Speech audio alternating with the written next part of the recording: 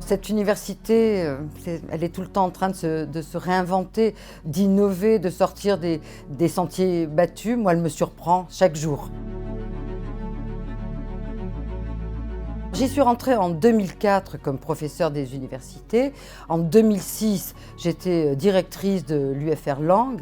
En 2008, j'ai été élue présidente de l'université. Alors, c'était l'université de Cergy-Pontoise à ce moment-là.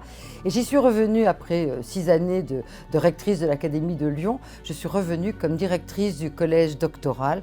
Et je suis partie le 1er septembre 2020 comme professeure émérite. Donc, j'y suis encore un petit peu.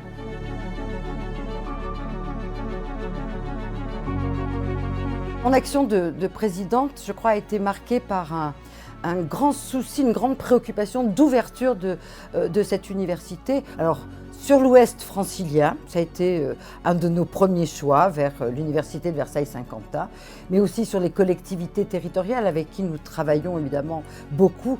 Et puis, c'est le moment où on avait gagné quand même un certain LABEX, Patrima, et donc où on a travaillé avec le musée du Louvre, avec l'école du paysage, l'école d'architecture, et je crois que ça a été un grand moment. Quand j'ai pris mes fonctions de présidente en septembre 2008, 3 mois après, nous accédions à l'autonomie. L'autonomie, c'était vraiment accéder à de nouveaux outils de développement. On a créé une fondation, on a évidemment beaucoup travaillé à l'interne, on s'est beaucoup professionnalisé pour internaliser des choses qu'avant le ministère faisait pour nous. Ça a été aussi un challenge à l'externe et un vrai travail collectif s'est engagé avec les 17 autres présidents d'universités qui ont accédé à l'autonomie au 1er janvier 2009. Donc on était les 18 pionnières dans ce champ-là.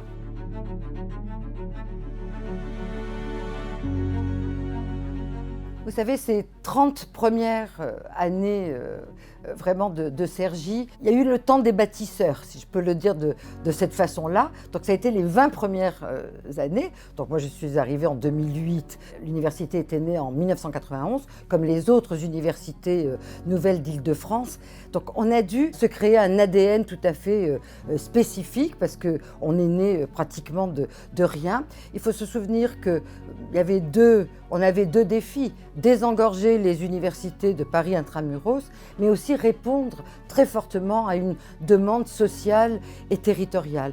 Eh bien, je crois que les universités nouvelles, et Cergy en particulier, s'est construite avec cet ADN tout à fait spécial. Je ne sais pas si c'est une anecdote que je vais vous raconter. Ça tient peut-être en une seule question. Quelle est l'université en France, ou peut-être dans le monde, mais on va rester sur le territoire national, quelle est l'université qui confierait la présidence à une professeure qui est arrivée juste 4 ans avant.